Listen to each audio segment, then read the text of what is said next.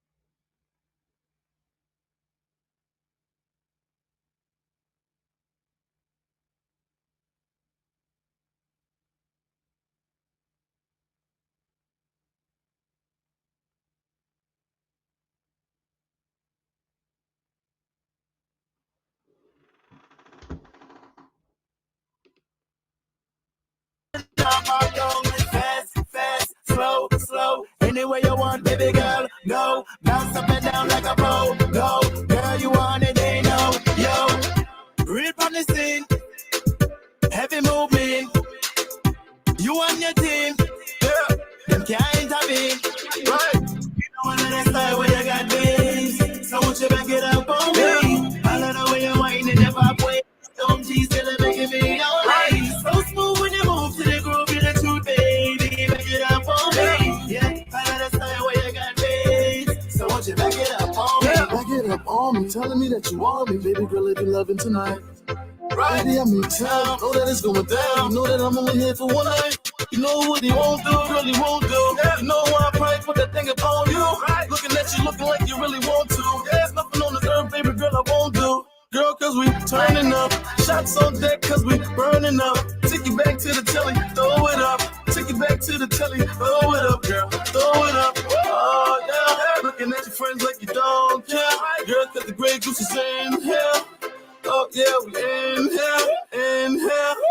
You know I let it slide where you got this. So won't you back it up on me? I love the way you're whining your pop waist. Don't tease till it making me honest. So smooth when you move to the groove, you're the truth, baby. Back it up on me. Yeah, I love the slide where you got this. So won't you back it up on me?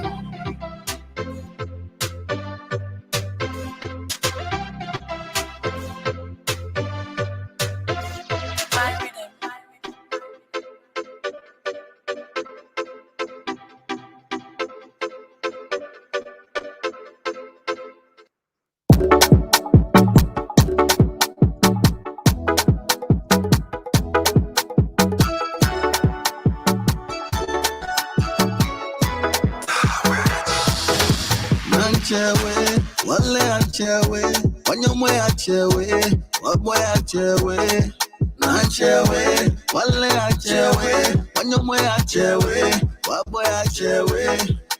Nekubekai, umenyekai, ubambewa manakai, na chekai.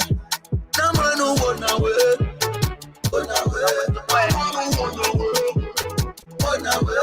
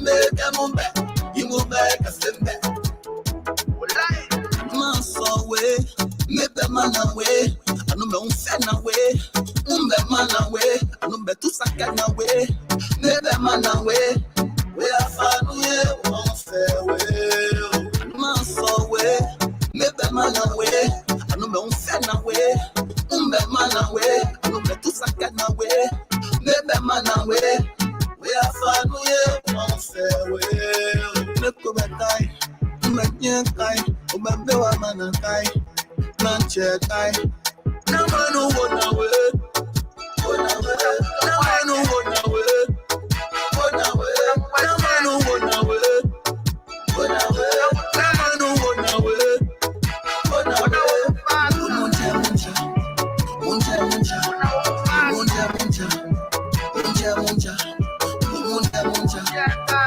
Muncha, Muncha, Muncha. Munja, munja, munja, munja, munja, munja, munja, munja, munja, munja. Hey, manu mumenye, sende amuka, imume kasenda. Hey, manu mumenye, sende amuka, imume kasenda. Hey, manu mumenye, sende amuka, imume. I've been waiting too long for the car business under the have some. Wow, you get wow. You hear about the app in Liberia called Minida right here? Minida, what Minida got to do anything? Minida is a ride sharing app in Liberia that making transportation so easy. You can download the Minida app on your phone and be able to request bike, taxi, keke, big bus, small bus all around Liberia. And the good thing about it, every time you open Minida app, Minida will always provide you your pickup address. All you have to enter is your destination address. Destination address simply means where you are going. So I need internet service? Yeah, you get. Of course, you need internet service. You have to be able to use your internet service and download Google Maps first. Secondly, you have to go into your phone settings and turn on your location. And then you download Minida app and begin to request ride all across Liberia, all fighting for a car, and we're all standing long time on the road. So how do I connect to drivers? You get it very easy. The drivers will also sign up and follow the same instruction I'm telling you now. They would be able to turn on the location in the phone settings and download Google Maps and download Minida Driver app. And then the moment you make a request, the driver will be able to receive your ride request. And another good thing is your family members and your friends from all around the world can be able to request ride for you in Liberia. You get. So how do I pay? You get.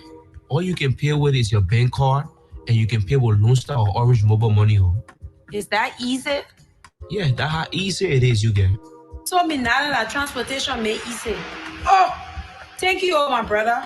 Let me go download my app, yeah. Hey, transportation made easy, oh. For more information on how to download Minida app and use Minida app, you could go over to YouTube and search Minida Liberia.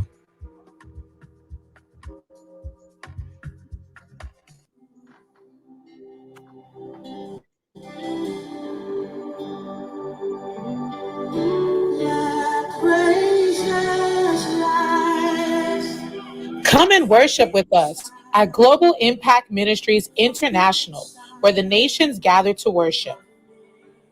In search of a church where there is integrity, accountability, excellence, opportunities with pastoral care, and the fear of God, well then come and worship with us. Global Impact Ministries International is located at 801 McDade Boulevard, Collingdale, Pennsylvania. Global Impact Ministries International is a place of worship and spiritual growth for you. Come and join us on Sunday for our divine worship service at 10:30 a.m. to 12:30 p.m. Also, on Tuesdays, there's Bible study at 7 p.m. And Thursday, there's a Power Night service at 7 p.m. For more info, call 612-702-2418 or 215-594-9103.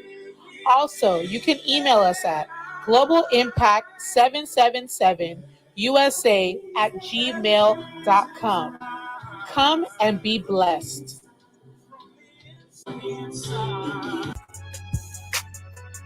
Richard, why are you looking so down? I just broke up with a long-term partner, newly single and looking to meet somebody new. Liberians Connect.net connects single Liberians in the diaspora and Liberians in Liberia for love, friendship, dating, and marriage. Liberians Connect.net is a membership-only website. You will not only connect with single Liberians, but also with singles of other nationalities who want to date Liberians. A private link will be emailed or WhatsApp to you where you can download the app to use on your smartphone for easier access. Take advantage of the promotional membership package from now until December 31st, 2022. The platform is free. Membership fees renew at only $5 a month beginning January 1st, 2023. Liberians Connect.net, private, affordable, secure, connecting single Liberians home and abroad. Liberians Connect.net, exclusively Liberian. Hello, my name is Winfred Russell, and I'm running for mayor of Brooklyn Park. With my vision of one Brooklyn Park, I will continue to drive to build a city that works for every resident. It is essential to safeguard our community in ways that reflect the wants and needs of all. Brooklyn Park must be guided by its residents, business leaders, and other stakeholders who invest in its success.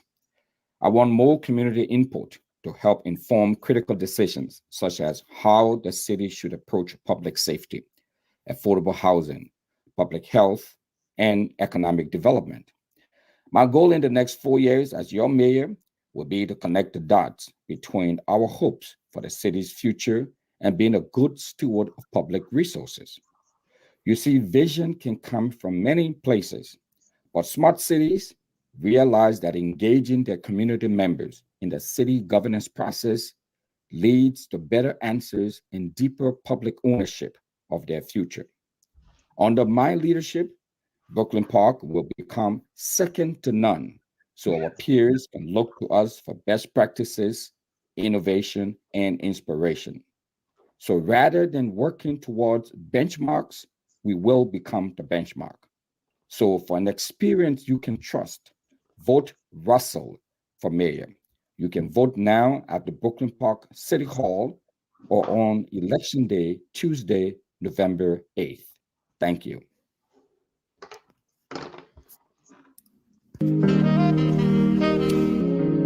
Are you in search of a credible, trustworthy, and professional real estate company? Well, your answer is yes.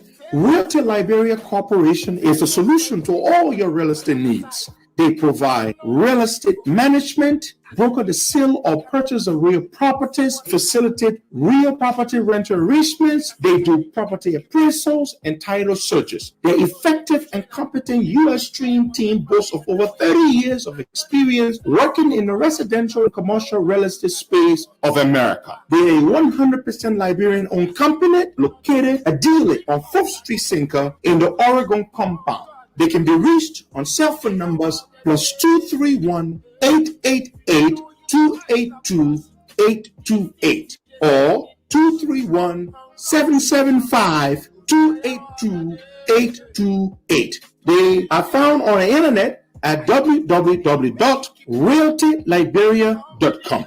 Ladies and gentlemen, stop by today at the 4th Street Sinker office and tell them Henry Costa sent you. Do you need a car? Ready for an upgrade? Then come to CFAO Motors, sole distributors of Toyota vehicles, Mitsubishi vehicles, and Yamaha motorbikes, genuine accessories and spare parts. You name it, we have it. We have the 2022 brands of Toyota vehicles. Select from our new Toyota Starlight, Toyota Belter, Toyota Rush. We've got the best deal in town. Through our CFAO Motors financing schemes with selected banks, EcoBank Liberia and UBA Liberia, starting at the lowest as 500 USD. You won't believe these prices. Come for quality, reliability, and durability. Take a spin and let's make a deal. CFAO Motors on the UN Drive at Sayotown, Bushra Island, or call CFAO Motors on +231 775 987 758 or email cmarketing@cfao.com. CFAO Motors, drive with confidence.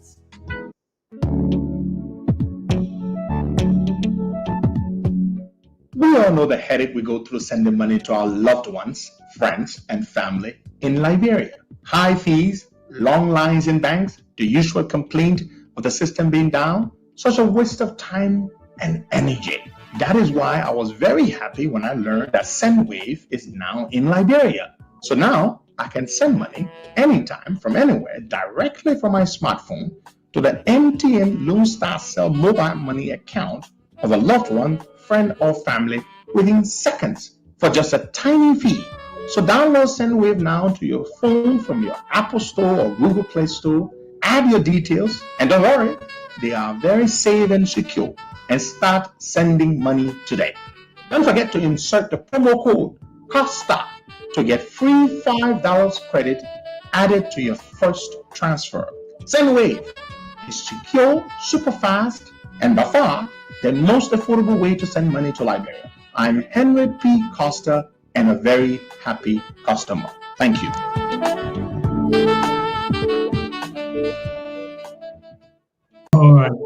All right, folks, good morning and welcome to the program. You're listening to the Costa Show. Today is a beautiful day. Good to be here. Good morning, George. Good morning, Cos. Good morning to our listener out there. It's good to be here this morning. It is good to be here. Buckeye will not be joining us this morning. He has some family obligation. So they are going to be deferring the census yet again. The government, the folks have said that they reached a deal, according to them. The UNFPA is the UN organization for, they're going to be UNFPA, let's just, they're going to readjust the date when the census will not be happening. So they're going to push the date back by 15 additional days. So let me see. So by 15 additional days, the census has been adjusted. It's not going to be happening. Brother Sagama, that's a good point you just struck. We may have to do another census when a decent government comes to power. Yeah, trust me, bro. Yeah, the census these boys are doing is not good. Yeah, it's not good at all. So we may have to do a census when the next government comes to power. George, there was some feedback noise. I had to mute you just now. I want to be sure. Am I still on the radio? I'm hearing that feedback noise, so I had to put you on mute. Does that not affect the us being on the radio and the online? So hold on. I said I muted you because there's a feedback noise. Hello? Yep. You hear me now? Hearing you was not a problem, but there was just some noise, feedback. So I muted you. Money tell the radio and let me know. Yeah, so they've decided to defer the census. So now the census, instead of kicking off when it should have kicked off, I don't know what date they had said previously, they said that they're going to push it back to the 15th. Oh, well, they were looking to kick it off on the 7th of November, but now they're going to push it back to the 15th, to the 22nd, of November. Well, they were actually looking to start the census on the 24th of October, which is Monday of next week. But now it's not going to be that on that date. They're going to push it back. First of all, we are late for this census by 4 years. 4 years. The census should have happened in 2018. And some of you be like, okay, what the hell is a census? It is important. It is extremely important. It is mandated by the Constitution. that we must do a population census every 10 years because the population is expected to grow.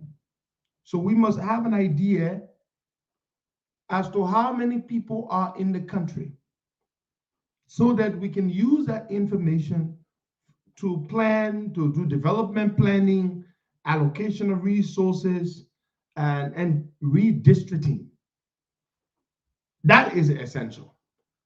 But to show you just how good for nothing this government is, in the 5 years that they've been in office, they have not been able to put the census to get this thing done.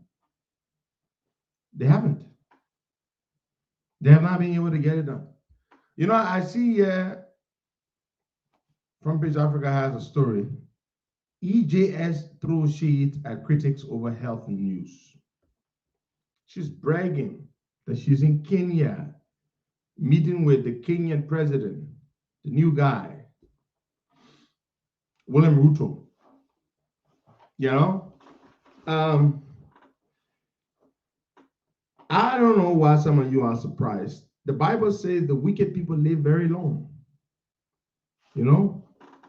Wicked people live a very long life.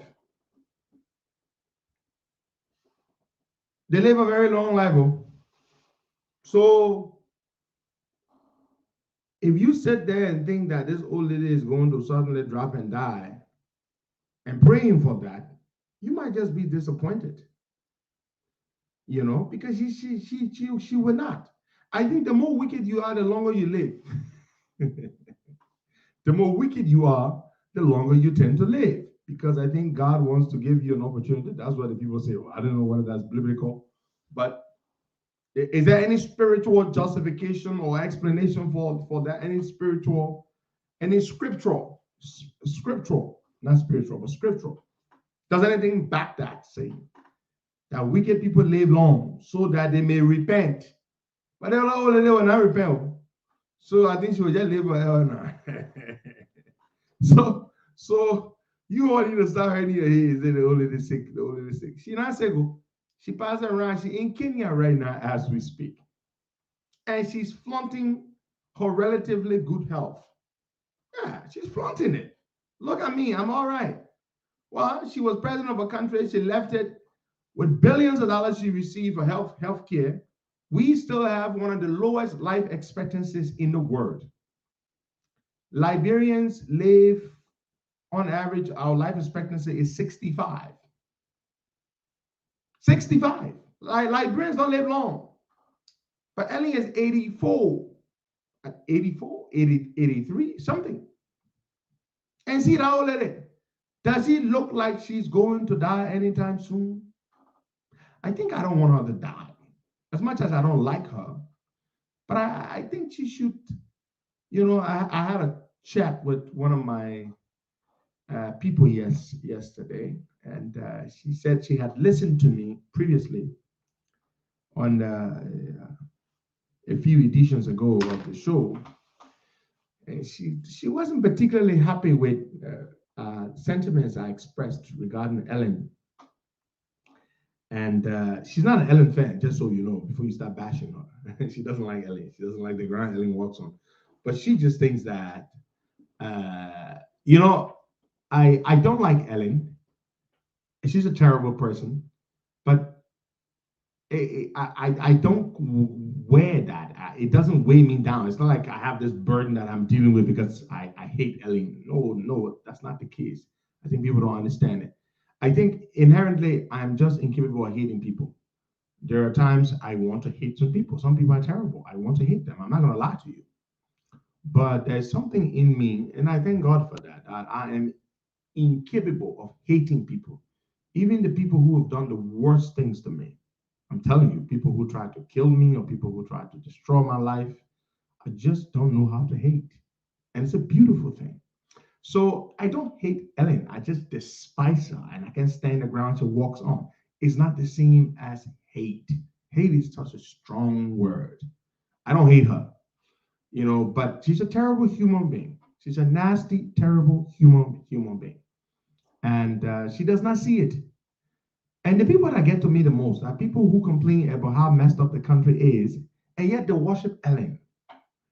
Yeah, they annoy me. I have a sister like that. The other day when the rumor broke that Ellen was sick and Ellen had died, this sister of mine was all over on Facebook. She became Ellen's public relations officer, making announcements that Ellen is great. She's in great health. And my brother Ben Sendwave is like that too. He loves Ellen. He adores her. I don't know what he sees in her. And I don't understand. And it's annoying. Let me be honest with you. I'm going to be honest to my brother Ben Sendwave. I find it so annoying when people take a wicked human being and they know who she is. Oh, they know she's a wicked, terrible, nasty human being, but they love her. And they complain that the country is terrible. They complain that her government was bad, but they love her. I don't understand that. I cannot reconcile that. You see the way I am? When you are a bad person, a really, really bad person, and I know that, I stay away from you. I don't know how to pretend.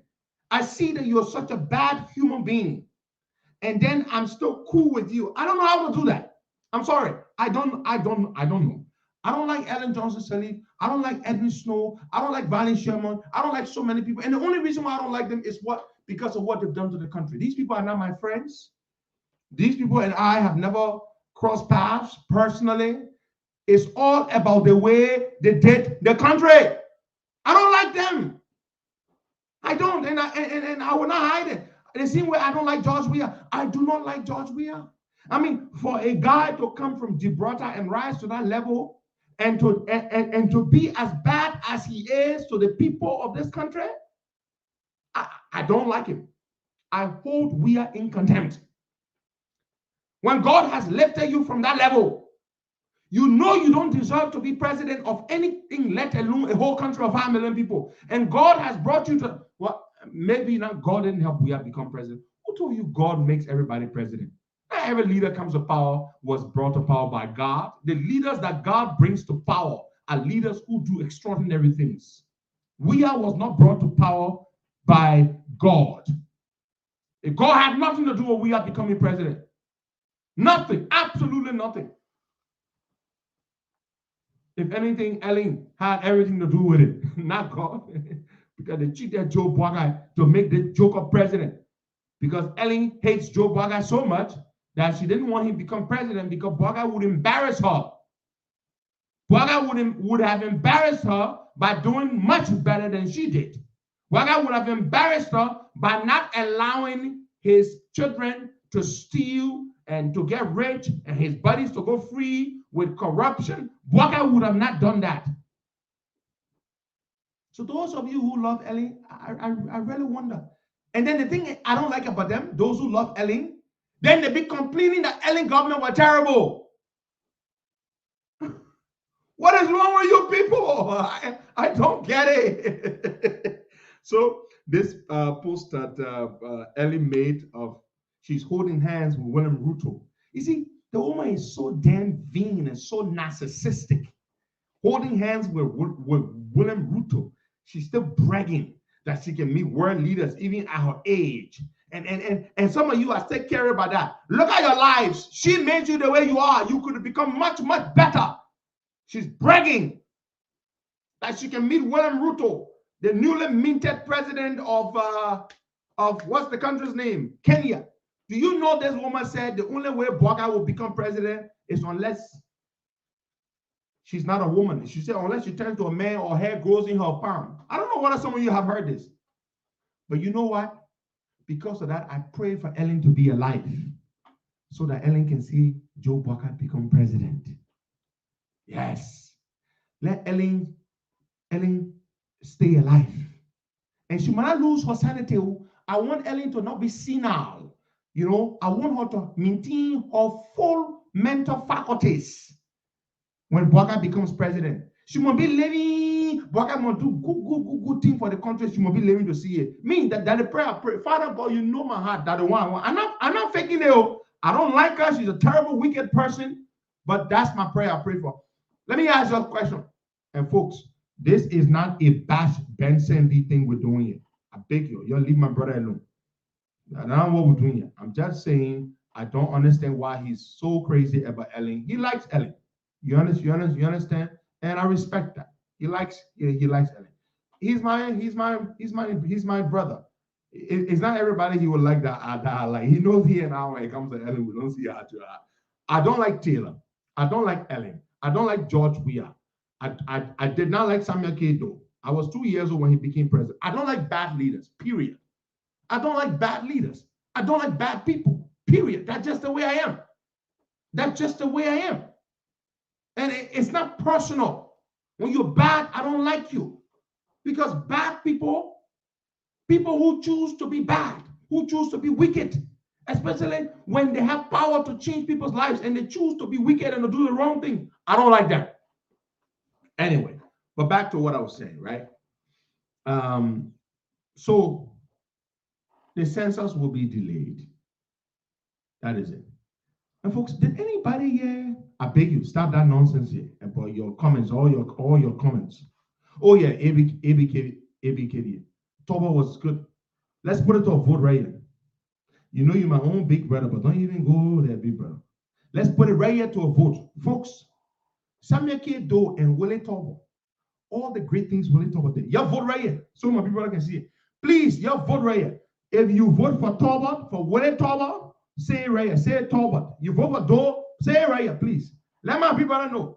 The majority of Liberians today, they know that Willie Toba was the greatest Liberian president we ever had. Put it right here, folks. Willie Toba and Samuel Kedo. Who do you pick? Who was the best president we ever had?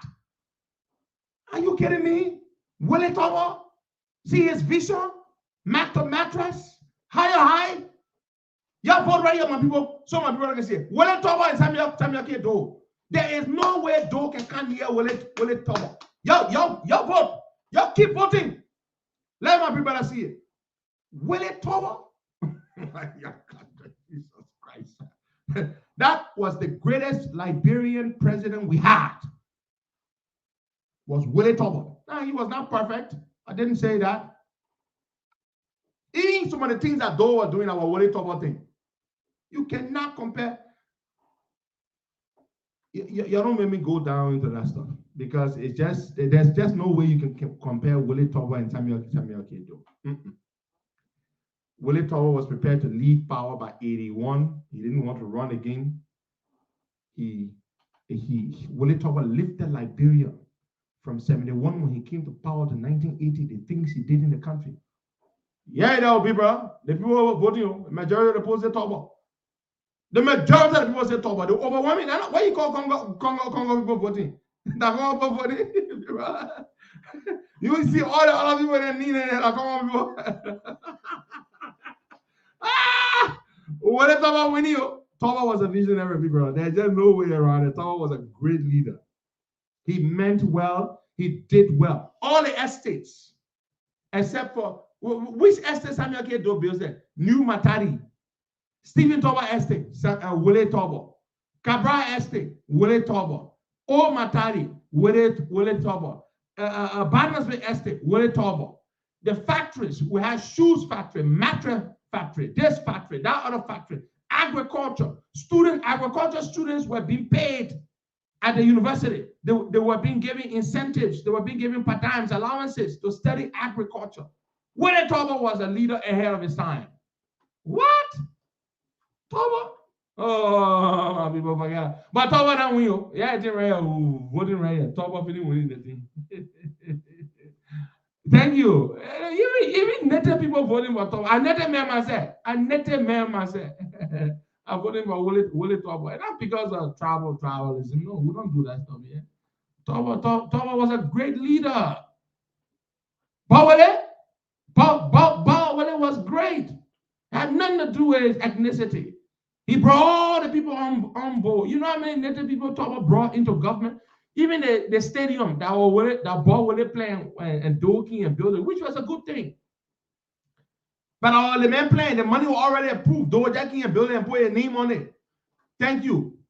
Even the multilateral, yes, all those schools in the multilateral, they have been multilateral, yes. Toba wanted to bring the native people and the Congo people together. Toba wanted to pick Jackson Fiado as his vice president. Some people know that. And even though his people didn't want it. And Toba didn't kill nobody.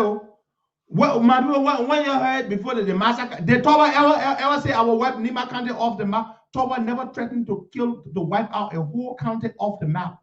Simon Kedo did it. Everybody knows the fact. How can a leader stay and say I will wipe a whole county off the map? Because he and one man from that county have trouble, and you want to wipe off a whole county off the map? So we shouldn't even go there. We shouldn't even go there. Willie Toba was a good leader. It had nothing to do with his ethnicity. Me, I don't believe in country Congo nonsense. I'm a part Congo man. I'm a part country man. But I don't believe in that nonsense. The Congo people where they had control for 132 years. They messed up the country. Then the native people came, they took it, they made it even worse. So I don't do country Congo thing. I will not sit here and say, oh, the Congo people are better. If the Congo people had, for 132 years, one group of people led the country, you think I'm going to sit here and back for that? You think I'm going to sit here and back for that? I don't back that. I don't do that country Congo nonsense. Even Willie Toba didn't like the country Congo nonsense. That's why Willie Toba wanted to turn the country over to the people. And from his own camp, they fought Willie Toba. He was a visionary man. He was a visionary leader. And everybody knows that. Yes, Jeremy Baslow, he was grooming Jackson Fiado. Jackson Fiado was the Secretary General of the TW of the Tui Party. He wanted Jackson Fiado to take power. You know, but the Congo people didn't want that to happen. Yeah, that was the man. Bow Willie. It had nothing to do with whether he was Congo man. The man used to be speaking Pele all over the place so well that I didn't know good Pele man. I'll play one audio. Yo, Bow Willie speaking Pele. Oh, the man could speak the Pele. He could speak it so well. He knew the native people. He was with them. He was a man of the people, down to earth. Good man. Anyway, let's move on to something else here. So, folks, you know how it is. You own a property in Liberia, right? And you want to sell your property, but you're not in the country yourself. But you want a credible group of company to represent you, as your real estate agent, to sell your property for you. Now, I'm about to recommend to you a company called Realty Corporation Liberia. Realty Liberia Corporation. They are located at the Oregon compound, in the Oregon compound at the 4th Street in Cinco, right there on the main road where the Oregon car rental is. They're right there in that compound. And you can stop by today, or you can call them up today. You don't have to be in Liberia to hire their services. They are also on the internet, but here are their numbers. +231 888 282 828. That is their Lone Star Cell MTN number. I'm going to give you their orange number. +231 775 282 828. The only thing that's different in this number is the first three digits after the +231, which is a country code. +231 888 282 828. That's the MTN number for Realty Liberia Corporation. Now, they're not just going to sell you a property that you own, that you wish to sell. They also have an inventory of properties that people want to sell, that you can call them up and say, hey, I'm looking for a property somewhere in Cinco or somewhere in this area. They can hook you up, either from their existing inventory, or they can search and find your property. But before they even come to you to say we have a property to sell, or before they even sell your property for you when you want them to sell your property, They will do what is called a title search. Oh, yes, that's due diligence. They will conduct a title search to ensure that the property you say is yours is actually yours and that you have the authority to sell that property. Yes, they will do that. Credible company. That's your solution right there.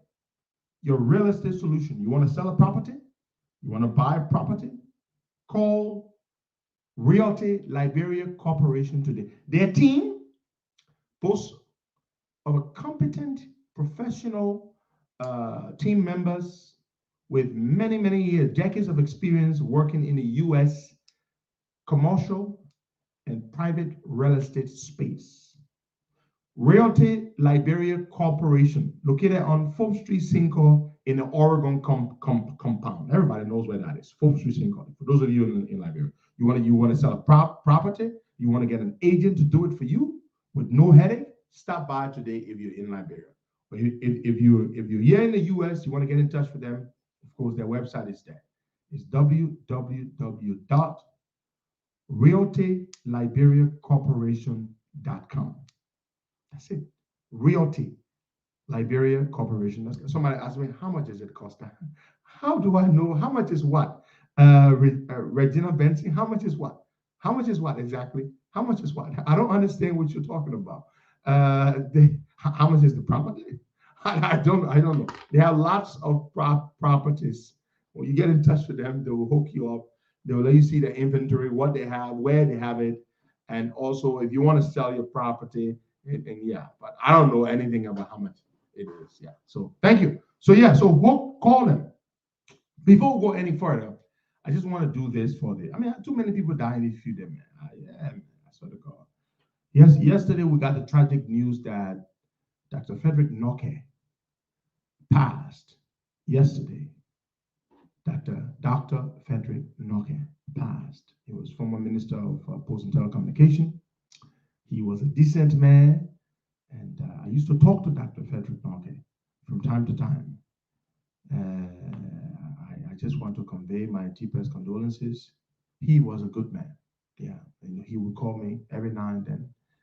Henry, you're doing a good job. You need to continue to do it, and for the good of the country. Yeah, Dr. Frederick Noke. So peace to his rest in peace, Dr. Frederick Noke. A few days earlier, Dr. Charles Clark, former chairman of the Unity Party, Dr. Charles Clark, a very industrious Liberian businessman, he passed too.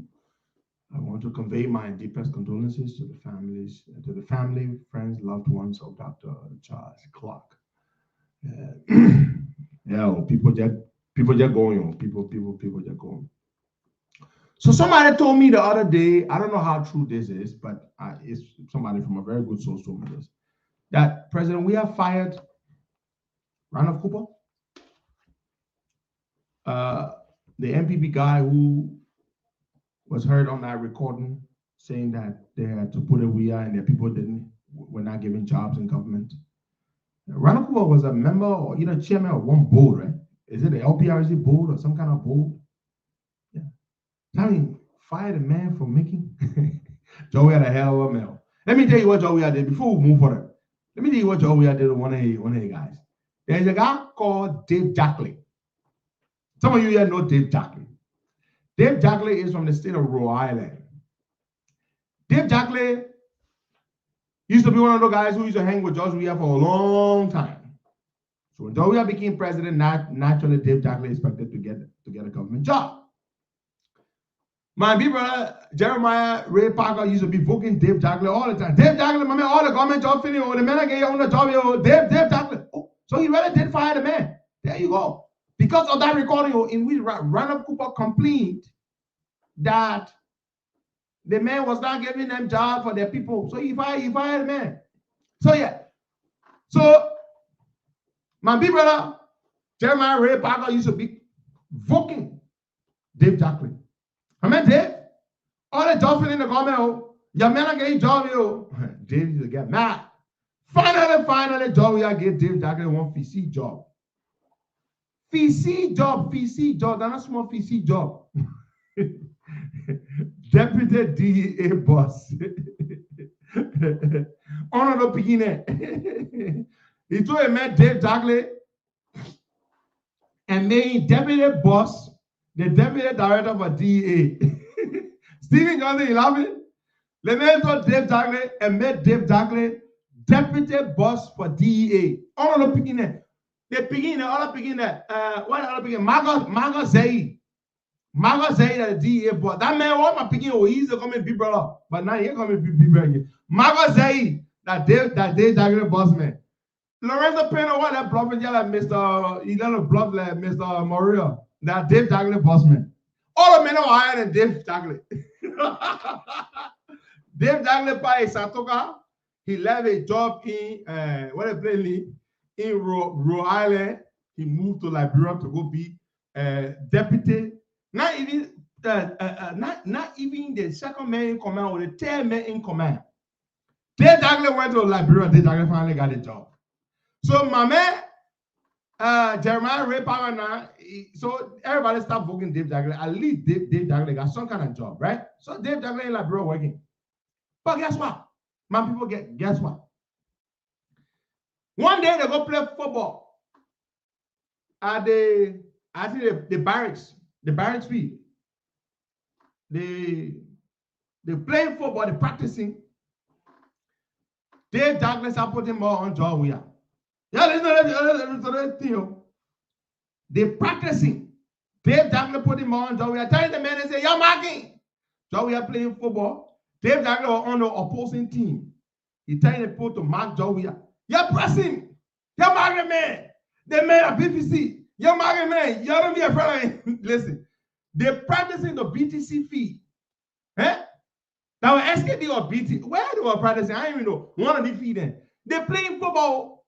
Dave Dagley is telling the people, he's telling the people, say, you're pressing man, you're attacking man. They made a physique. He's telling the man to attack Joe, you're on the feet. By the time they give over, Joe, you're called. He said, you're suspended man for time indefinite.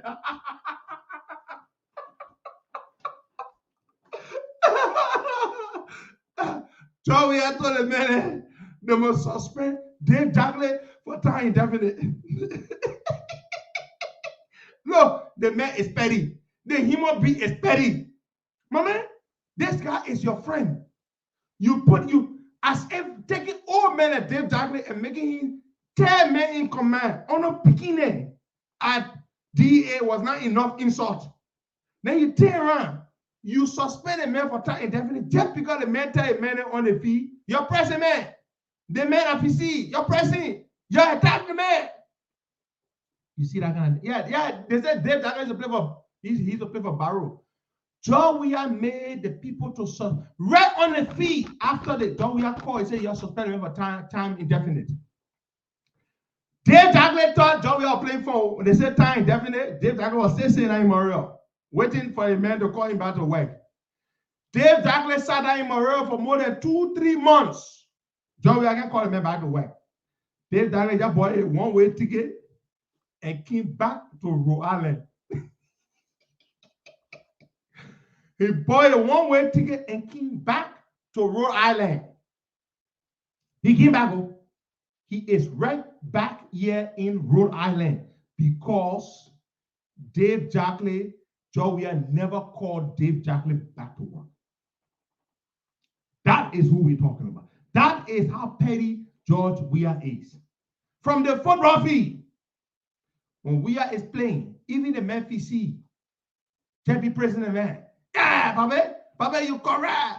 Yeah, Papa, baby, Dior. That's what you must be telling him. You think the story I'm talking about? Dave Dagley came back to Rhode Island. He's in Rhode Island right now. Dave Dagley lost his job in government just because he told a man on the football field, you press the man. You attack the man. The man PC. Don't play with John Weah. The man is the epitome, the walking epitome of petty. Yeah.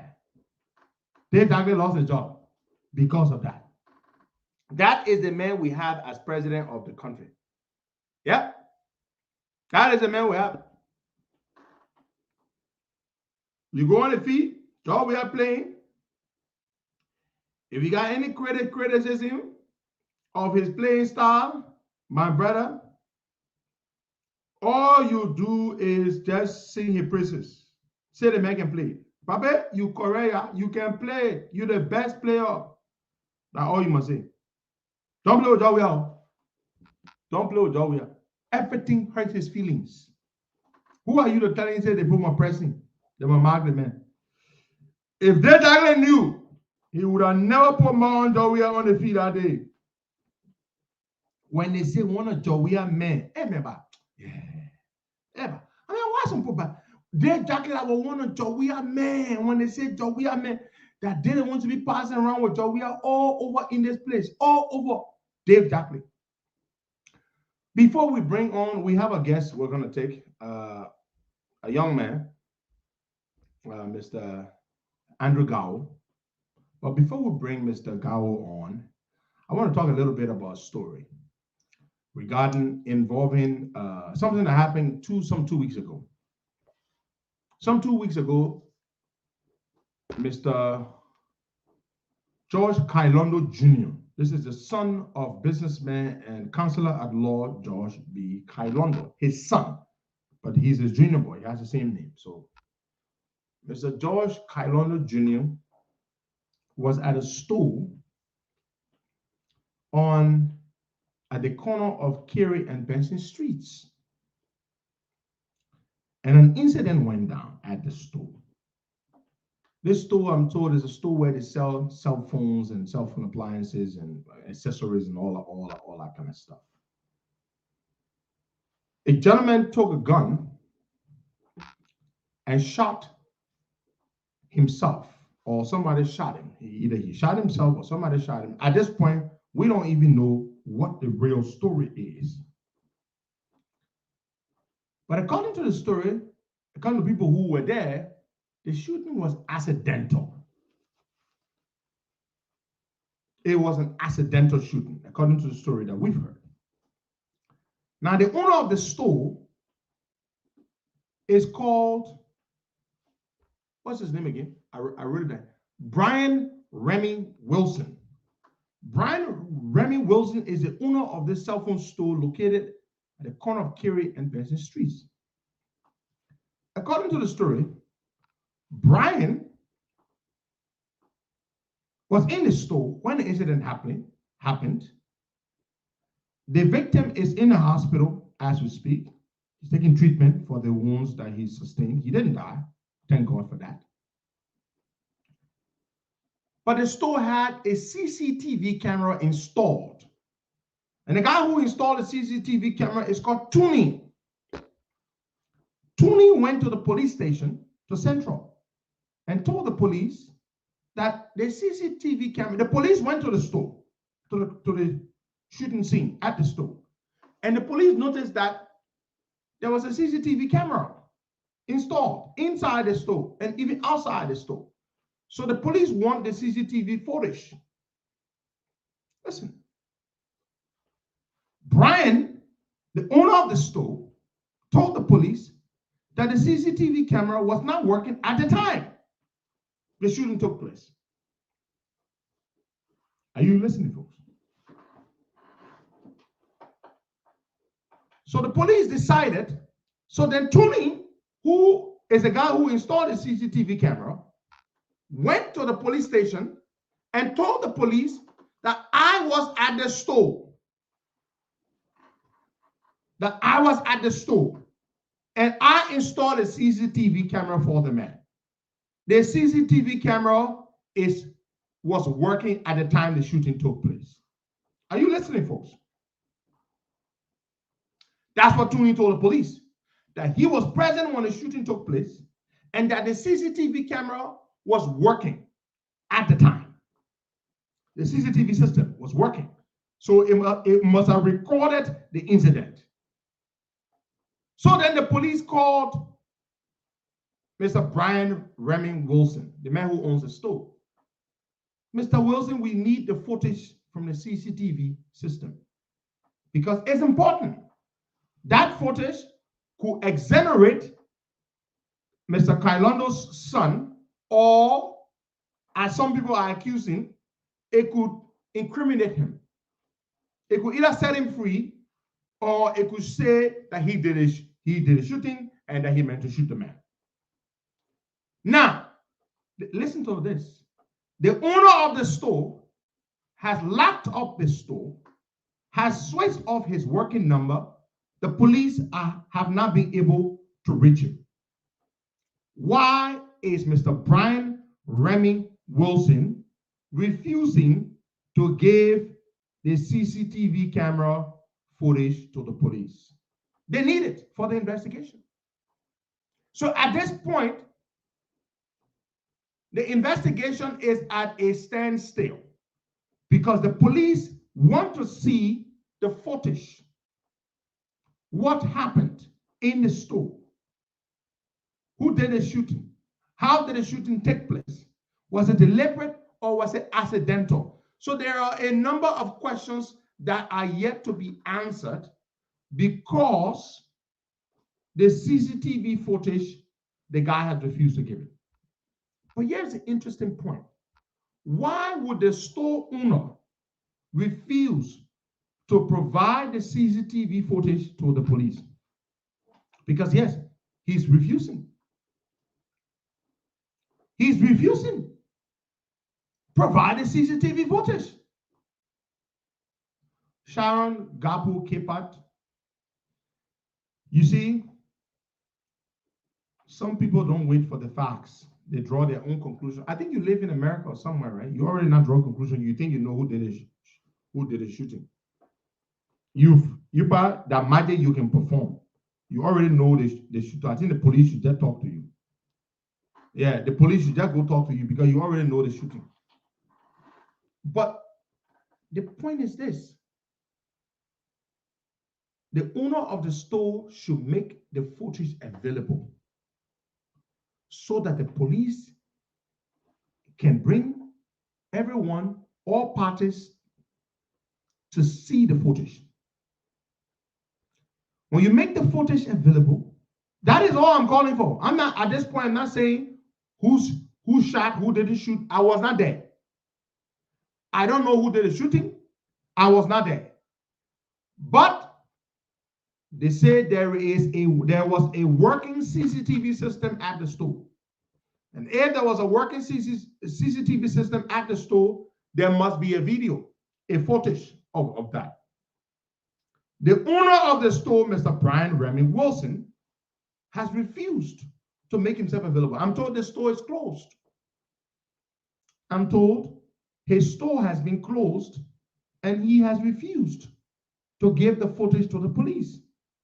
And I'm told the police have told him, if you tamper with that CCTV system and you destroy evidence, because the evidence in that footage is evidence. You remember the situation, George, with the young lady that was murdered by that young man in Chicken Sufadre area. Was it Chicken Sufadre? Yes. Yeah. And they were trying to get it was the video, it was a CCTV system that helped the police to identify the guy that it was her boyfriend that murdered her. Yes.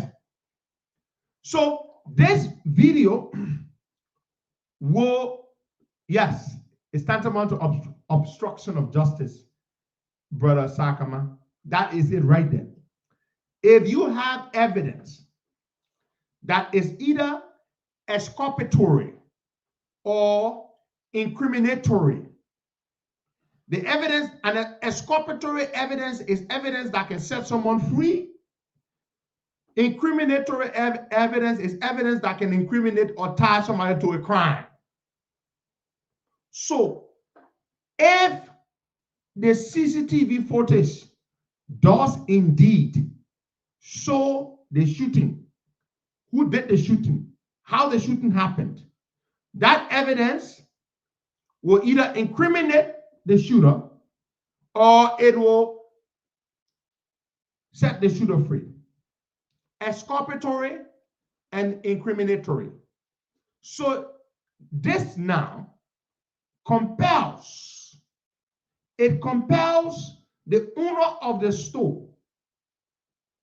It compels the owner of the store, Mr. Brian Remy Wilson, to comply with the police and give the police the video footage. Yeah, and Tom Will, I got master's degree in criminal justice. I graduated magna cum laude. Don't forget, man. Magna cum laude. I just got a master's degree in. So the owner of the store, at this point, the police cannot proceed with the investigation because a guy called Tony has gone to the police. He told the police, I was present. I installed a CCTV footage. I mean, the CCTV system in the store for Mr. Brian Remy Wilson. So I know that it was working. Because he knows that it was working, so the police, they are now asking the store owner, give us the CCTV footage. That's what the police, that's what they're asking for. Give us the footage. Brian Remy Wilson has turned his phone off and they can't find him. Are you listening? They can't find him. Why does he now want to give the police the footage? That is the $1 million question. Is he trying to incriminate someone? Or is he trying to protect someone? He could be doing either of the two things. Either the owner of the store is trying to protect someone, the shooter, as captured in the CCTV footage, possibly, or he's trying to protect that person. Because when the CCTV footage is extracted from the system and given to the police, it will show who the shooter was. But at this point, I cannot say who did the shooting. I was not there. I'm not a magician. But the CCTV footage will let us in on who shot, who discharged the firearm. The victim, before I take our guests, is in a hospital. I don't know his name, but you are in my prayers, my brother, the victim. You're in my prayer. I thank God for you that you did not die of the wounds that you sustained from the shooting. And I pray that you will heal from those wounds. That is my prayer for the victim. While we pray for the victim, we want justice to be served. Let the owner of the store present the CCTV footage so that we know who did the shooting. It's as simple as that. Thank you so much. All right, now we're going to go and take Mr. Andrew Gao and his buddy there. Andrew. How you doing? Good. Thank you for having us. We really appreciate it. You're most welcome. We are glad to have you. And what's your buddy's name? My name is Manny Wegba Jr. Good to meet you guys. Good to meet you guys. Good. So Andrew, tell us a little bit about yourself first. You both, before we go further with why we have you fine gentlemen on our show this morning. My name is Andrew Garl. I'm the son of Patrick Garl and Linda Garl. They're from the southeastern part of Liberia. Yeah, Liberian parents. Yeah, you come from Liberian parents. Yeah. I'm 20 years old. Growing up, my parents put me into sports at a young age. I played well. I had a lot of Division I offers, about like 25 from the best schools and basically in the country. A lot of like I had Yale, a lot of prestigious, really good schools. Played sport. Like I said, I played sports. And I decided to started at Temple University, and I transferred to a school called Tennessee Martin. I also have a brother Patrick Earl. He's playing at Boston College right now. He's the running back. He's doing really well for himself. He's a starter over there. And basically, I played in sports. I went out there. I learned a lot of different things, and I took a step away just right now. I got a brand called Above the Odds, basically to help a lot of kids like myself that's in this position. And I started meeting a lot of good people, and now I'm starting to use my voice to actually connect with a lot of different people to actually help me give back. Fantastic. And by brand, you mean this is an apparel, a clothing brand, right? Yeah, this is a clothing brand that just about to start, but we're going to be doing a lot of different things. You have something to show up there for us to see? Yeah, I do. Sure, do that, buddy. So you played sports, I mean, at what, the Division I? You had lots. Yeah, I played at the Division I level. Same with my older brother, and I got two little brothers that's going to come up after us, and they're going to play at the same level as well. What is it with your family? Oh, you guys play very competitive, very competitive athletes. What is it? Yeah, we started with my dad. My dad played, as you guys said, we played the American football. Yeah. My dad played the real football and soccer. Oh, you played soccer, as you Americans would call it. Yeah. He started.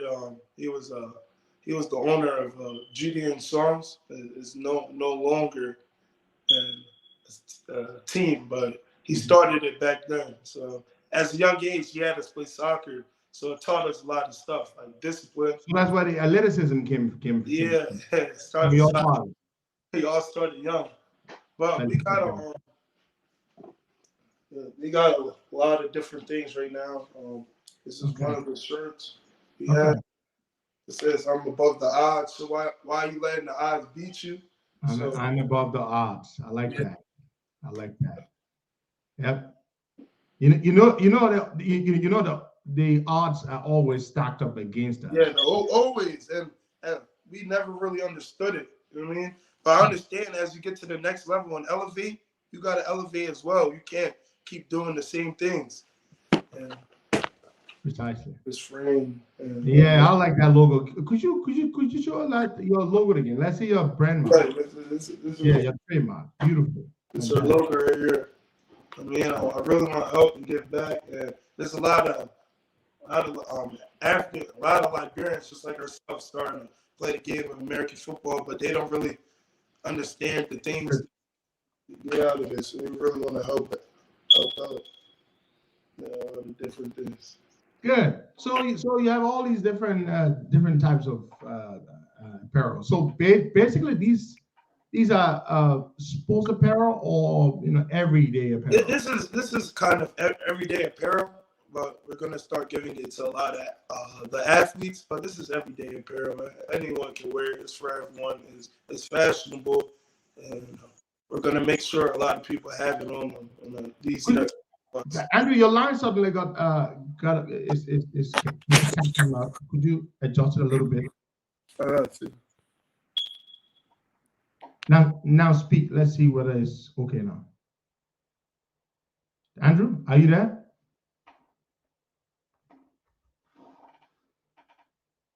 Ooh, yeah. Bear with us, folks. We lost Andrew. We'll try to get him back. After Andrew, we'll speak with Councilman Russell. We don't have a lot of time. Election will be on the May term. Elections will be on the 8th of November, and we have to make the final push. He's been running a fantastic campaign, but we must do the final push. Andrew, let's see whether you're much better now. You hear me? Much better, much better, Clara. Yeah. So Andrew, so if somebody wants to buy some of your apparel, the outfits, where can we find them? I mean, where can you find them to buy? So we're gonna have a website in this next couple upcoming weeks. Okay. And our website is gonna be posted. It's gonna be very easy. You're gonna be able to hit a link, and the link's gonna take you right to it. Once you hit a link, we'll be able to send it over to you. Should it be long?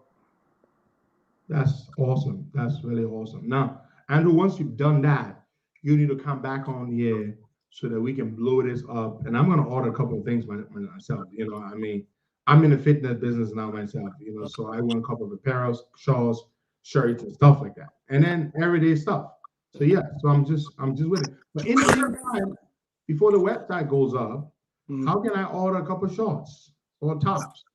You said before the website? Yeah, before your website goes up. Right now, we got an Instagram, but we're gonna have a Facebook up. Okay. And on the Facebook, you'll be able to message us. It will be at ATO Apparel with 3 L's. And okay. I will text it to you after this. Do that. You go on Facebook, message us. We'll be able to get it out to you guys. Andrew, something you said, and that's really inspiring. You're as a young man, you're an entrepreneur as well, very athletic. Athleticism runs in your family. You could, you know, the fact that you're doing this to try to raise money to be able to help young up and coming athletes with potential says a lot. I mean, what makes you want to do that? I mean, a lot of different things. I mean, going there and experiencing firsthand and just learning a lot about yourself. I feel like God gave me the ability to give back. I feel like this is my calling right now. And I just want to keep going and keep learning. And I ain't going to stop. So I put myself around a lot of good people. And I come from a really good family, a really good home. So I have a lot of good people in my corner. It's a blessing. It is a blessing. Andrew, you know, sports in general is very, very competitive thing. And playing at a level at which you play, Andrew, D1. Tell us for a lay person like myself, and I'm not athletic at all, just how difficult is it to get to that level?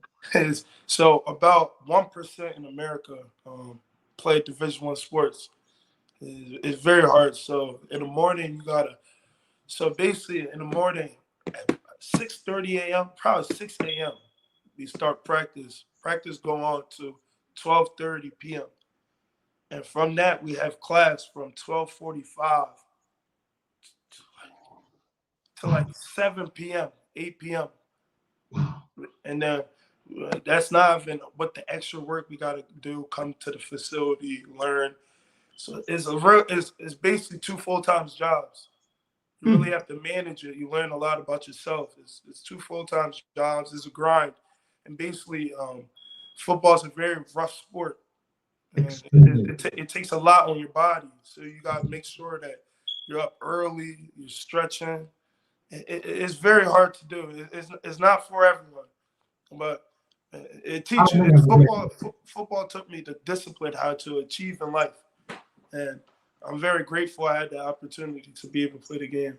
What are some of the useful life tips you picked up while playing the game? It's just all the little rules about it, basically. How to be self-accountable, how to be respectful, responsible, how to be able to trust one another, how to be able to sacrifice. And a team player. Team player, and that goes in life. As people get their jobs, you have to work with a lot of people, be able to communicate, effective communication. And it's a blessing.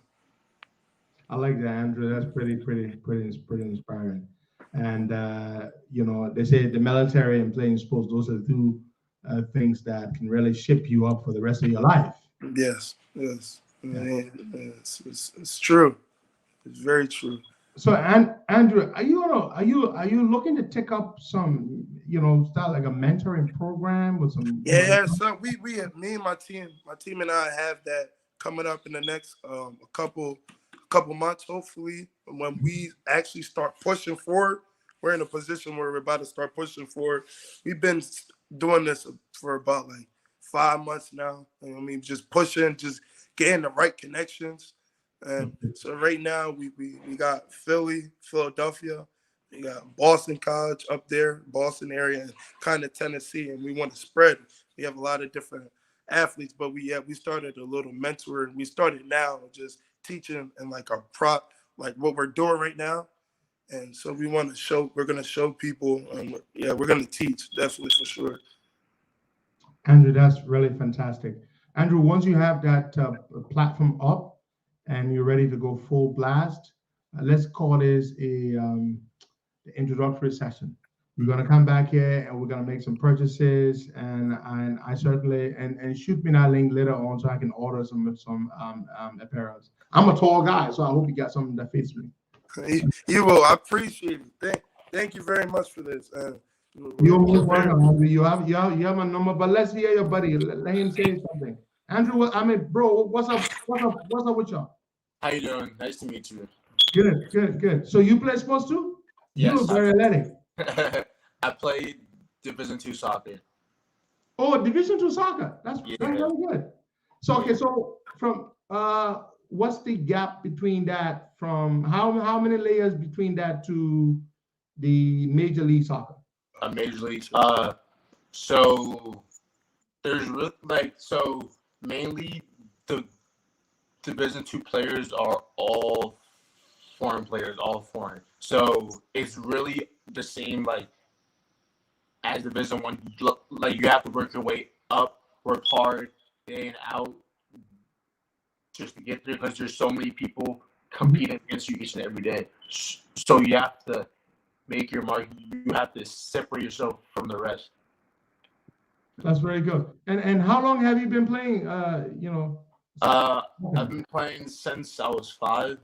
Wow. So yeah, I was born in Liberia and I came over to this country when I was 8. That's really good. And so you play for a team out here on the East Coast? I'm taking time off right now, but I play at my college, which is Chestnut Hill College. That's good. Now, soccer is blowing up here in the U.S. now. I mean, you see a lot more players, a lot more people are playing it. There's money in the game and all. A couple of years ago, they were attracting big name players like David Beckham and those other people. To try to incentivize people playing the sport. So that's really, really good. Nice. I wish you best of luck on your who knows, maybe you're gonna land yourself a good contact with a Major League Soccer team. But you see the balance is this, that once you stay in school while you play sports, whichever way you land, you're good. No, that is true. You gotta work hard. You gotta keep pushing every day. Yeah. God's gift. It is. Thank you, man. Wish you guys best of luck. Let me close over Andrew. Andrew, so I'm gonna be waiting for you. When you have that sign up, come back here. Let's get some purchases done. Thank you so much. I appreciate it. We're more than grateful. Best of luck, buddy. Keep doing what you do. Inspire the word. We got you. Thank you. All right. Bye-bye. Well, folks, there you have it. Fine young men. Got good heads on their shoulders, playing sports and staying in school. You can't go wrong, man. You can't go wrong. Yeah, you will land on you. Yeah, you will be okay. If the school thing doesn't, the school thing always has to be first. That is first. That's like backup. If you don't succeed at sports, you always get, because the education will take you through. You cannot go wrong with that. Trust me. Yeah. All right. So we're waiting. We will have Councilman Russell with us shortly. Councilman Russell, we're waiting for you. Look, folks, we're trying to raise more money this morning for our man, Councilman Russell. It's very important. It's very, very important that we help Councilman Russell. And here is why. And the reason why we must help Councilman Russell is because this process is closing up. the last 2 weeks of the process, my people. The last 2 weeks. And we're going to win this race, but just because we know we're going to win does not mean we're going to suddenly sit now and fold our arms. That's when we need to give it the last push. Yeah. Councilman Ross, I've learned something, right? In the gym, when you are doing these reps, and normally you do it, maybe like 10 curves at a time.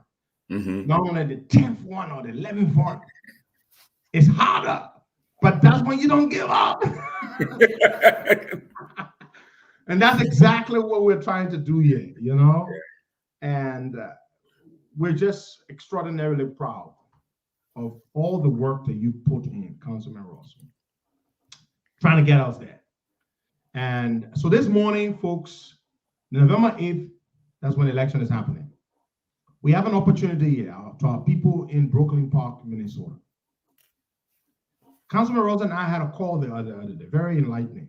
I learned a lot of stuff, some of which was not so fashionable, but I still learned, however, that the average age of a Brooklyn Park resident is 35 or 34 years. But the average age of a Brooklyn Park voter is 65. So the young people don't vote. But you see what we've learned, whenever the young people do vote, change happens. The young people brought Obama to power. The young people, whenever they vote, change happens. So we have an opportunity here. And early voting is still happening. If you don't want to be cramped up on election day itself, you can go vote now. If you live in Brooklyn Park, you are a resident and you can vote, you're eligible. Please find some time. Make that little sacrifice, that little inconvenience of driving 5-10 minutes to the city hall and cast your ballot for Winfred Russell for the next mayor. This man has the support of the outgoing mayor, former immediate past mayor, Jeffrey Lundy, who's not a commissioner. He has support of 4 of the 6, city council officials, himself and the other mayor making it 5, and the Islamic community, the Nigerian community, the Somali community. They've he's done everything that he should do. If our people turn out to vote, and by our people I mean if Liberian people who can vote turn out to vote, Winfred Russell is the next mayor. But there's another thing we can do. Those of us who will not be there to vote, we can contribute financially. We can do that. And so this morning, before Councilman Russell even opens his mouth to speak, I'm going to do what they call the widow's mite. This is the final push. We have to give it our best.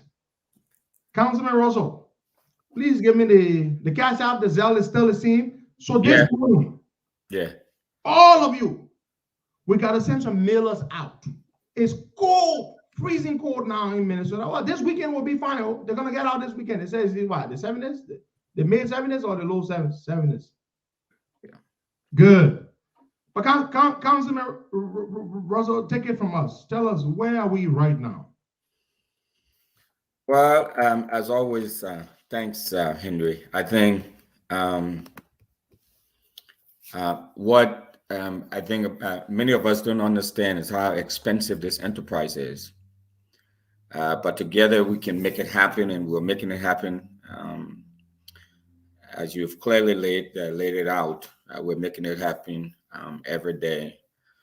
But no matter how we say it and we talked about it, we have to show up to vote. At the end of the day, that's what matters.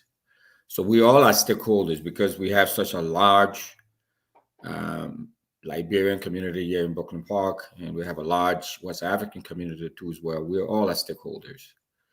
I mean, Henry, I'm always impressed as how well you know the issues here and you follow things here. I mean, you seem to have of memory of a sponge, as they say. I mean, you soak up all these things, all the local dynamics there, which is great.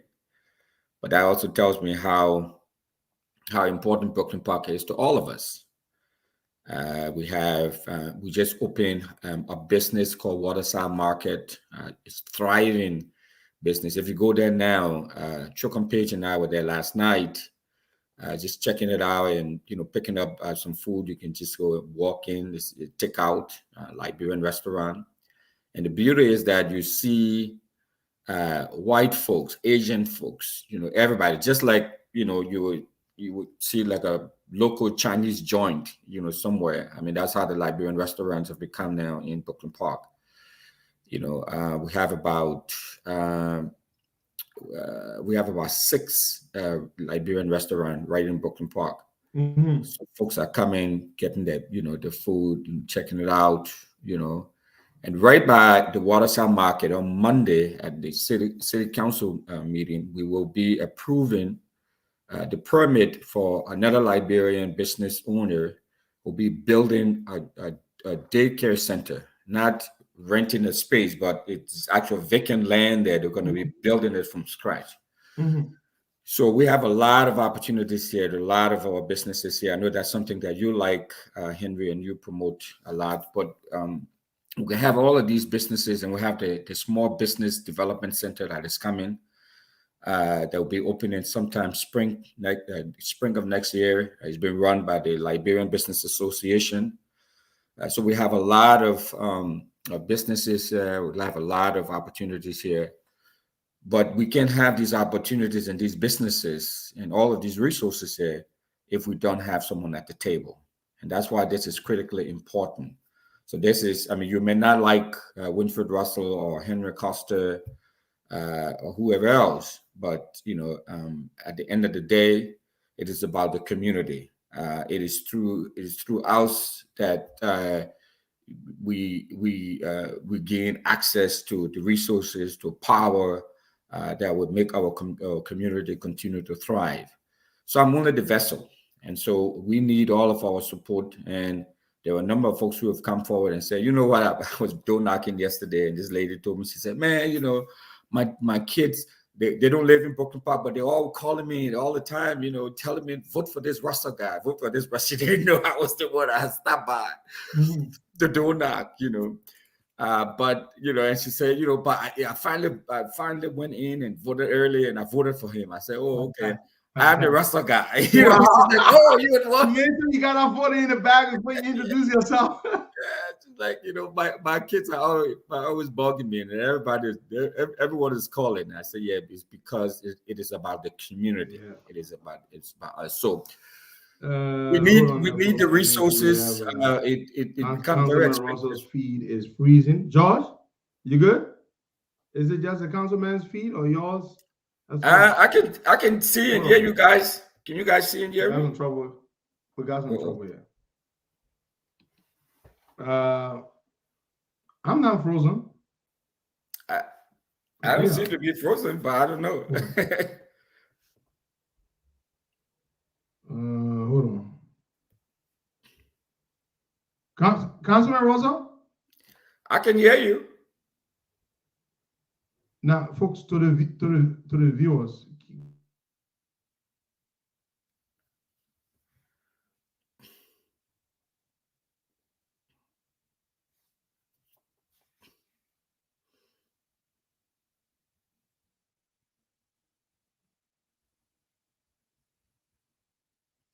I think it's Henry, though.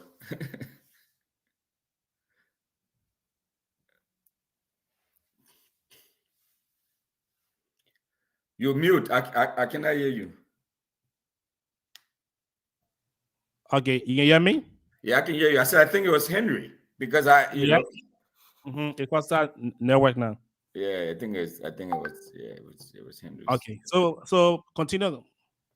Yeah, so we need the resources to get the materials out and because we cannot knock all these doors. So what we have to do is that we have to mail the materials out to folks so they can get it just before election day.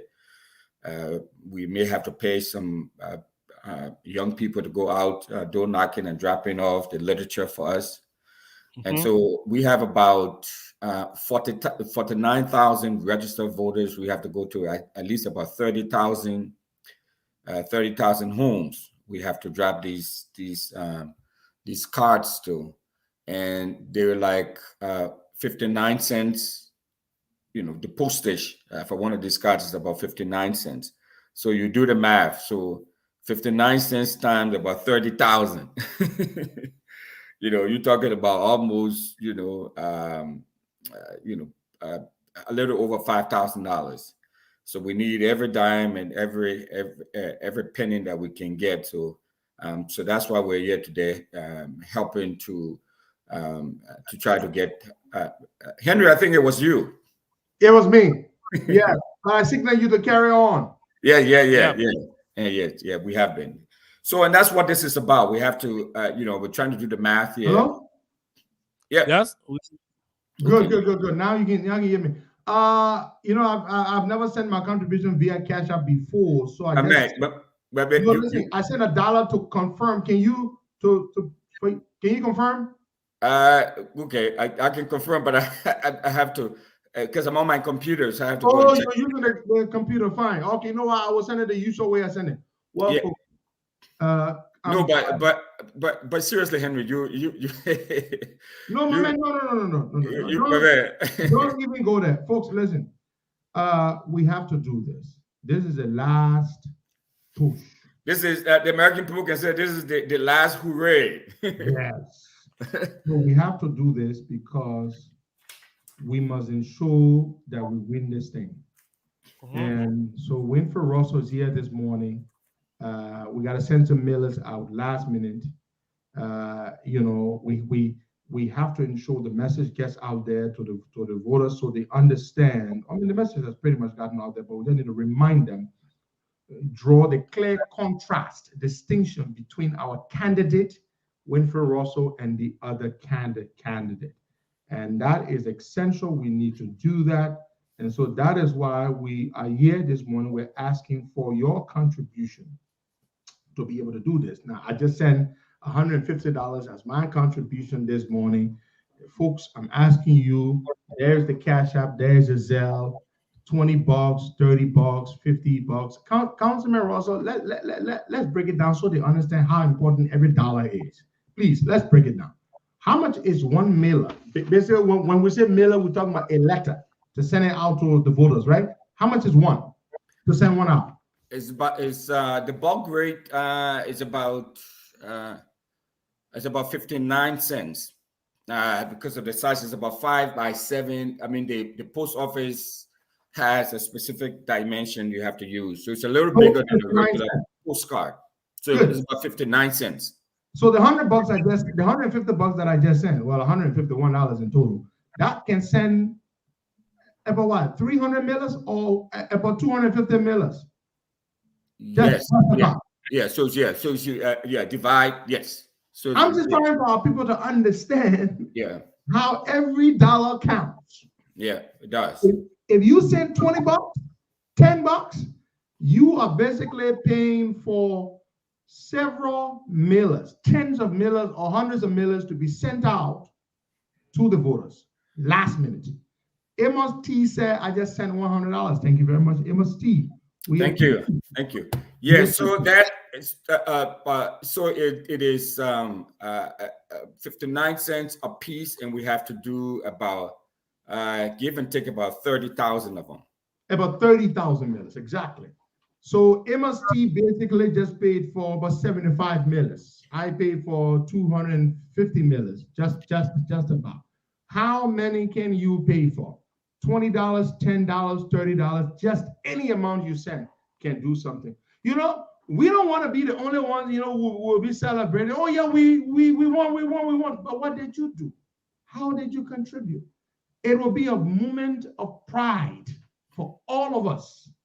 Liberians outside of Minnesota, Liberians outside of Brooklyn Park, Liberians all over Liberia and back home in Liberia.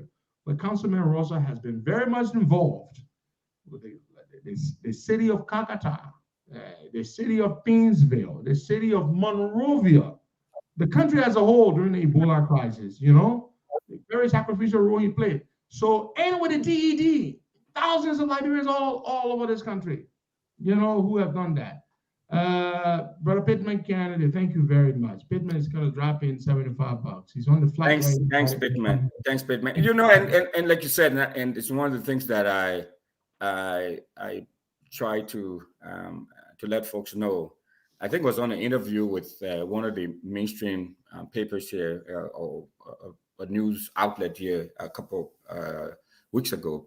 And it's like, why is Brooklyn Park so important? Almost every political leader who comes to the U.S., for the most part, you know, will make it to Brooklyn Park, or try to make it to Brooklyn Park. I think we have Senator Yumli Kanga Lawrence was here last week. Senator Darius Dillon was here the week before. He met with the CEO of the largest mental health hospital in the state of Minnesota to help with the Zogo crisis back in Liberia. We had the senator for Grand Coup was also here. So all of these senators that come through here, and so to work with us, we try to get them through. So this is a community thing. This is a country pride. There were actually 4 Liberians running in the state of Minnesota within the metro, and one is running in the city of Roseville. One is 2 are running in Brooklyn Center, and I'm running in Brooklyn Park. But Brooklyn Park is the largest of all of these cities that Liberians are serving. So a lot of our businesses are here. So the Brooklyn Park is the nucleus of the community. So folks come to Brooklyn Park to shop. I think I've said to you the last time, Liberians in Brooklyn Park spend about $500 million into this economy. So we are a critical part of this. So we can't be spending all this money. $500 million, Henry. Wow. And there are 15,000 of us here. But we need representation. Representation is key. And we need to get the information out to our folks. You know, I was so a couple of days last weekend, the Asian candidate was not an Asian candidate, but the candidate running for Senate, who is an Asian immigrant, went to her fundraiser.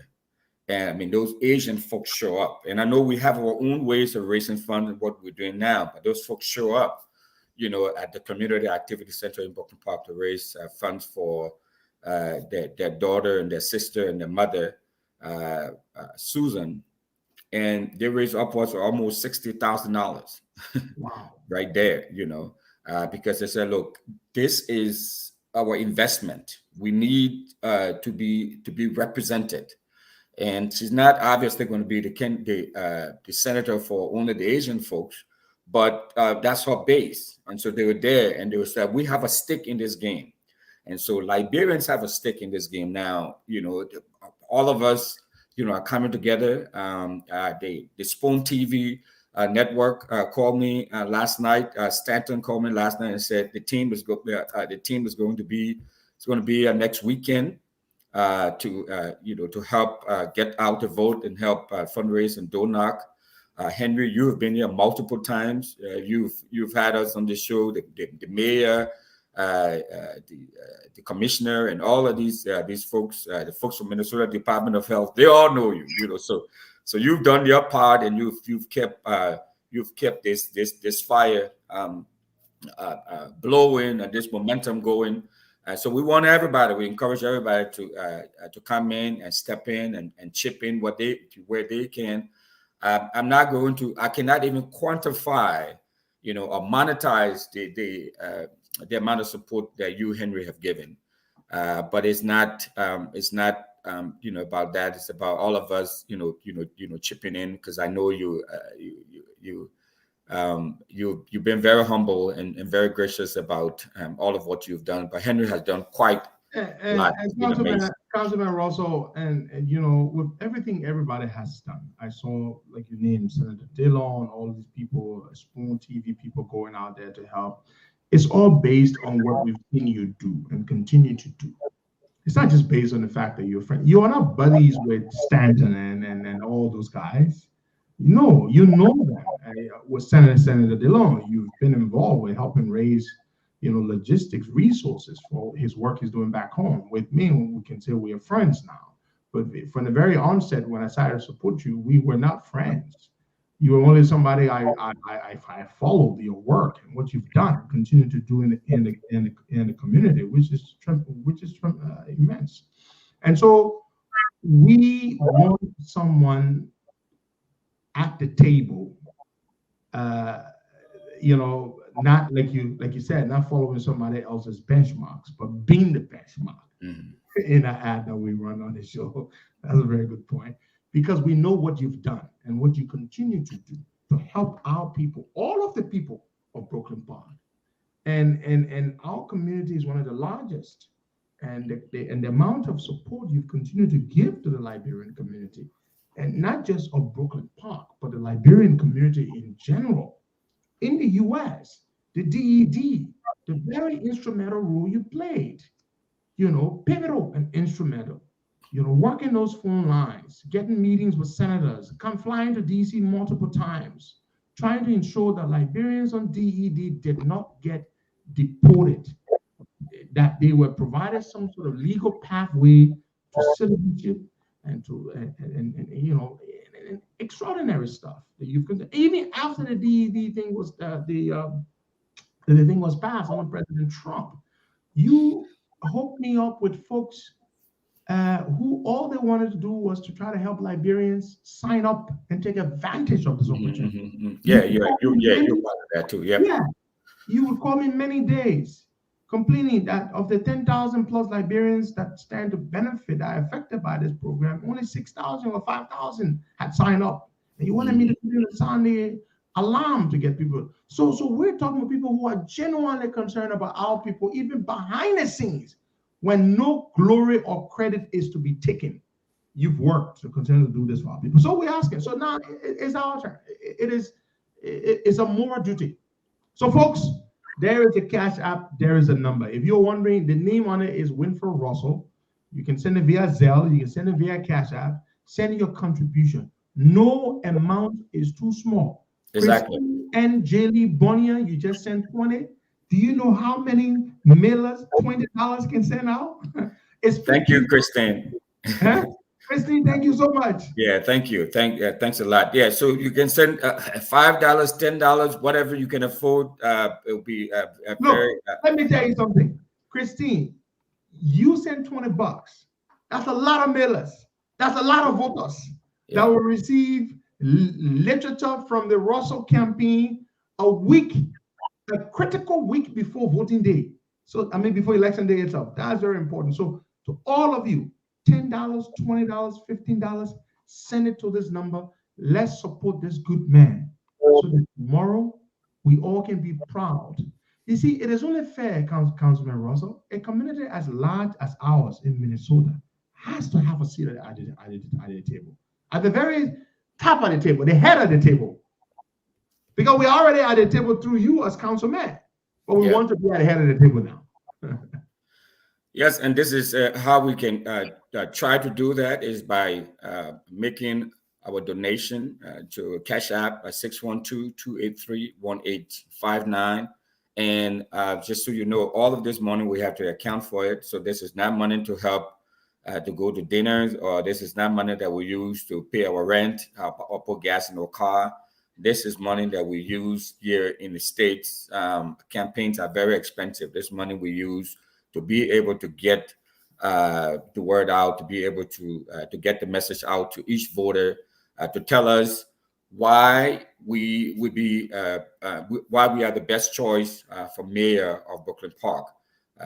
So even though we have the support of the current mayor and the immediate past mayor and majority of the members of the city council and many of the residents too as well, but we need folks to show up to vote, and to ensure that folks to show up to vote, to keep reminding them that they need to show up to vote.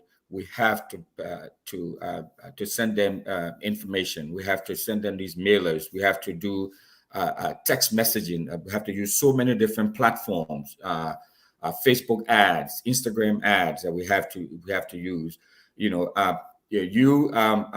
Henry, and the Spoon TV folks. I mean, you all have not, charged us a dime. In fact, you all have contributed financially and otherwise to the campaign. But many of the other platforms that we go on and the social media influencers and all of that, we have to pay them. We have to contribute to them there too as well. So we use these as funds for all of that.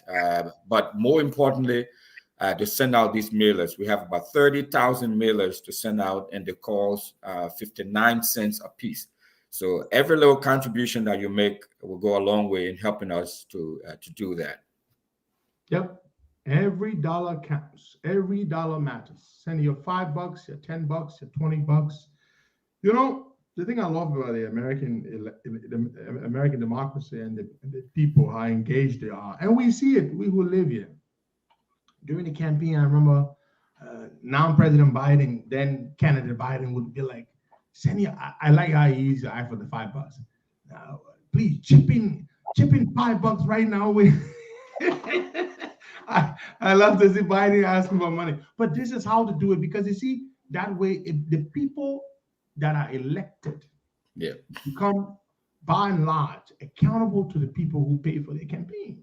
Yeah, because the people are making an investment in you. You're going to have to go back to them. And it works. The people are invested in the process. Oh, and trust me, my brother, they feel that way. They feel that they own you. I've heard you so many times on the show, say, look, man, I have a life too, man. You're these folks, my man, shoot. Ooh, my man. Look, there's a resident just contacted me a couple of days ago. There's a business that they were building a rehab center by her house, behind her house in her backyard.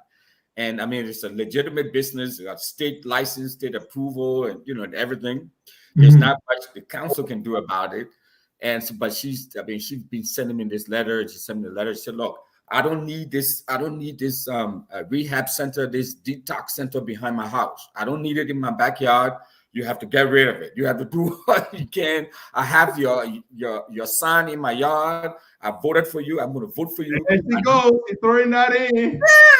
Yeah, of course, man. Don't throw that in. So I'm just like, oh my God. So I was like, there's just you do, but they will hit you, my brother. If you see the amount of messages that we get, we have to respond to. I mean, working with Sam Craig, my brother. Sam Craig just sent $100. Sam Craig, thank you so much. May God. Thanks, Sam. Thanks a lot. Appreciate that.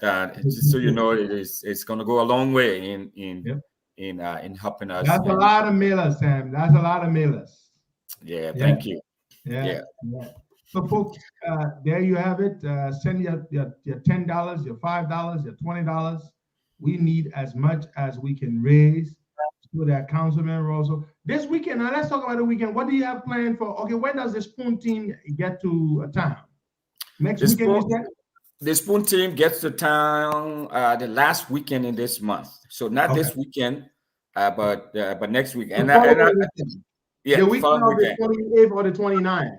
Yes. And I know you guys will be busy in Philadelphia there, I heard. I'm going to go to I have two events. I got the Liberian community in Jersey, Central Jersey. They have the inaugural event. And then on the 29th, the Unity Party people have their annual retreat. I'm gonna be at.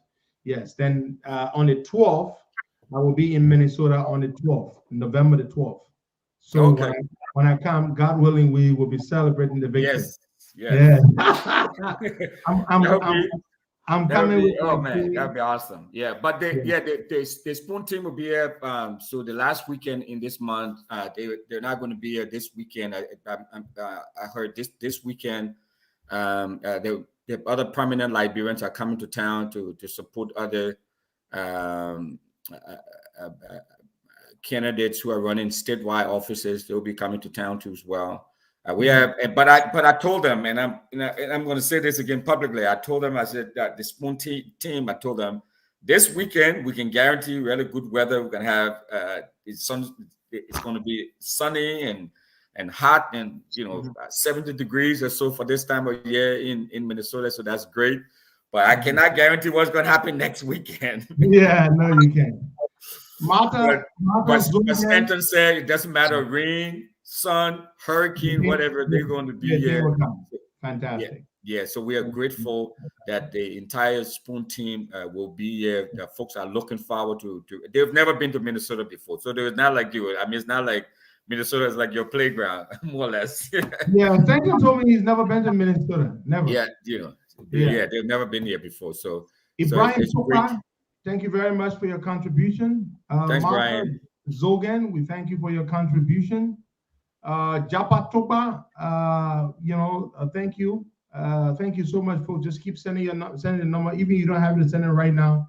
Save the councilman's number. You can send it whenever you have it. Councilman Russell, thank you very much. Mr. Larry Wilkins, you're asking how you can support him. That's the phone number right there under the screen. I can put it right here so that you have it. I'm gonna reply to your message directly so that you have it.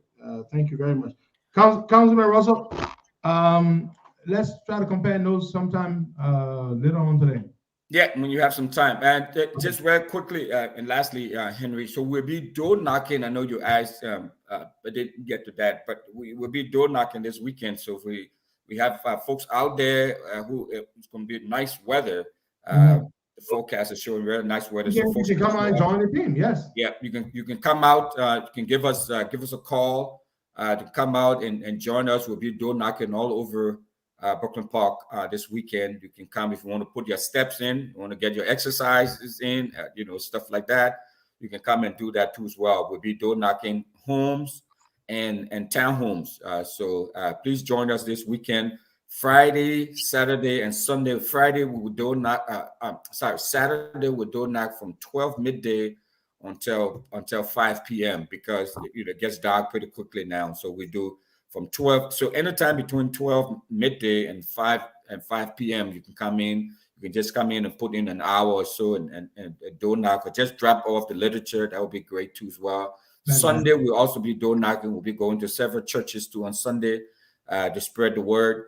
And we'll also be door knocking. So if you can't join us on Friday after work today, we'll be door knocking today from 3 p.m. Friday until 5 p.m.